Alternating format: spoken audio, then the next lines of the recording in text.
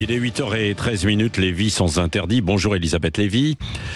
Bonjour Patrick, bonjour à tous. Le film sur les atrocités du Hamas commises le 7 octobre vont être diffusés cet après-midi à des députés à l'Assemblée nationale. Vous l'avez vu hier, hein ? Oui, alors avec une trentaine de confrères, dont, il faut le noter, plusieurs du service public. Alors le plus difficile, Patrick, dans ce film, ce ne sont même pas les corps suppliciés et profanés, même si la vision fugitive, par exemple, d'un homme calciné, les mains liées dans le dos, est littéralement insoutenable. Le pire, le plus dur, ce sont les vivants. Les vivants sont d'abord des victimes terrifiées, comme ces deux jeunes garçons dont le père est assassiné sous leurs yeux. Ils sont filmés par la vidéosurveillance de leur maison. Ou encore ces dizaines de jeunes qui participaient à la rave party, qui tentent de fuir sous les rafales des terroristes. Tous ces humains sont captés alors qu'ils comprennent qu'ils vont mourir. Et ce qui est plus terrible encore, c'est la joie de ces tueurs qui se livrent à une orgie de violence anti-juive. Leur pose avantageuse devant les GoPro de leurs copains, leurs incessants Allahu Akbar, pendant qu'ils commettent leurs crimes. On entend ça au moins 100 fois. Et la voix suraiguë de l'homme qui appelle ses parents: j'ai tué 10 juifs, j'ai leur sang sur les mains.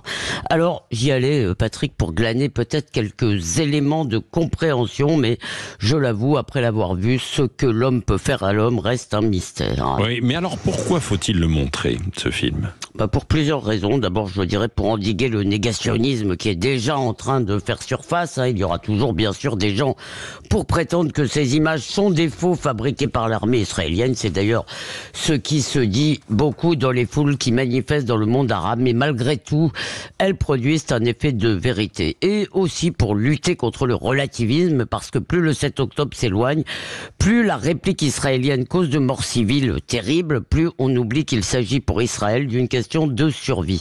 Alors je crois que c'est trop tôt pour montrer ces images au grand public. D'abord, c'est trop proche, elles sont trop brutes, il n'y a pas de représentation, mais il est très important que des journalistes, que des médiateurs puissent témoigner. Il y avait des journalistes, des profs comme Yanis Roder, vous savez, auteur des Territoires perdus de la République, hier dans la salle, et il y a donc cette projection. Bienvenue aux députés cet après-midi, ça je crois que c'est une très bonne initiative. Aymeric Caron a annoncé qu'il y serait, et même David Guiraud, qui rétropédale après ses propos abjects en Tunisie. Eh bien, tant mieux, et je dis ça absolument sans la moindre ironie. Je crois que ça peut avoir un effet positif qu'il le voit, parce que moi j'aimerais que les insoumis comprennent vraiment, eux et leurs électeurs d'ailleurs, comprennent que le 7 octobre ne relève pas de la guerre et encore moins de la résistance, mais d'un crime qui frappe notre humanité à tous. Alors vous rappelez qu'il y a quelques années,